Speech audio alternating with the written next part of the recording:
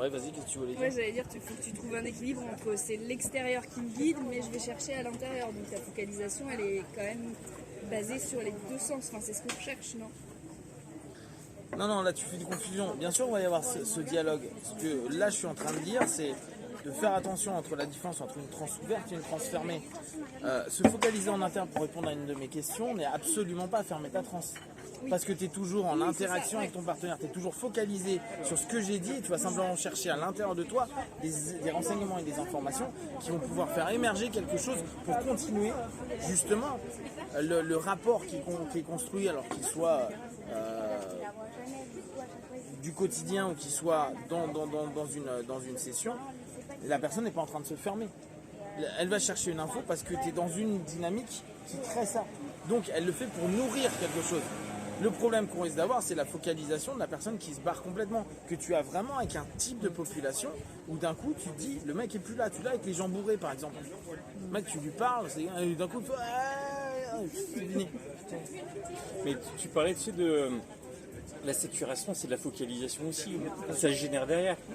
Au moment où il te sature, tu dis à l'intérieur de toi-même, il me saoule, et c'est de la focalisation. La notion de saturation, ce qui est intéressant, c'est qu'au bout d'un moment, tu veux recapter quelque chose. Tu es d'accord? Donc le gars va te truc, tu vas dire putain, ça me saoule.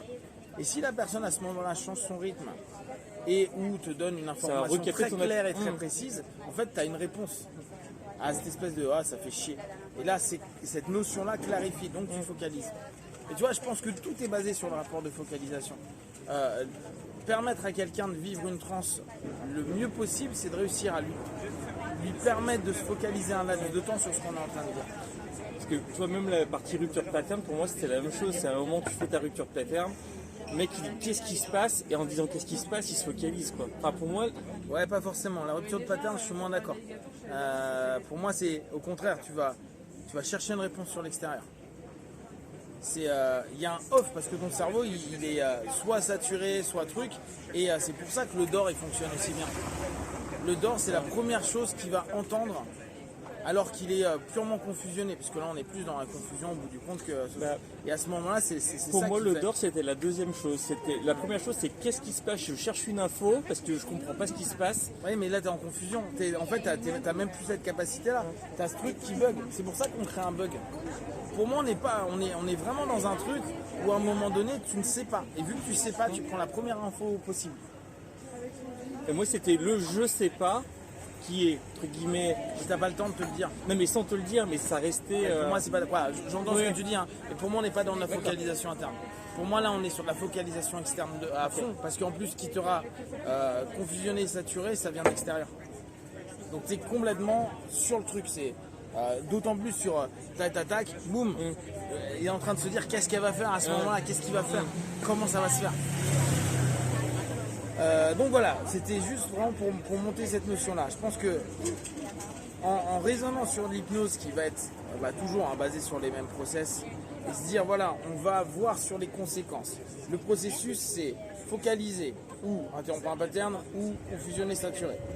Après, on attend de ça qu'il y ait en gros encore plus de focalisation pour potentiellement avoir une ouverture à une acceptation d'une information qui deviendrait potentiellement une suggestion dans notre fonctionnement subconscient. Le hic qui pour l'instant n'a pas forcément de réponse.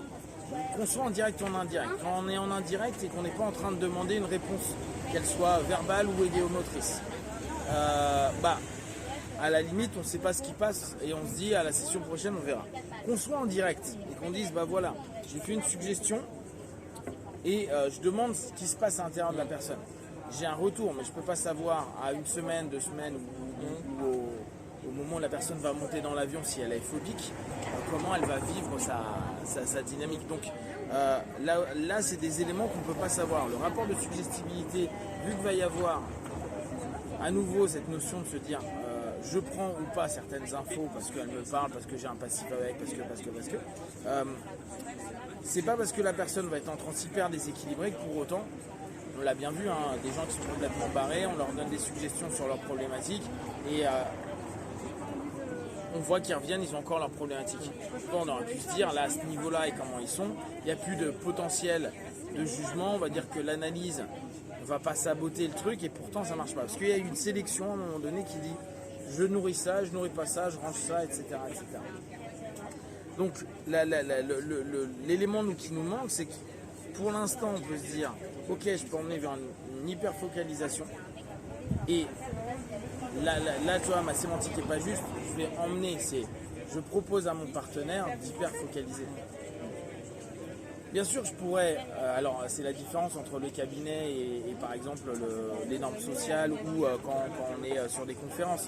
Je dois happer l'attention des gens. D'ailleurs, c'est ce que tu regardes, les gens qu'on dit charismatiques, c'est des gens qui arrivent à happer les regards, les attentions, les trucs sur eux. Ah, sa manière de parler.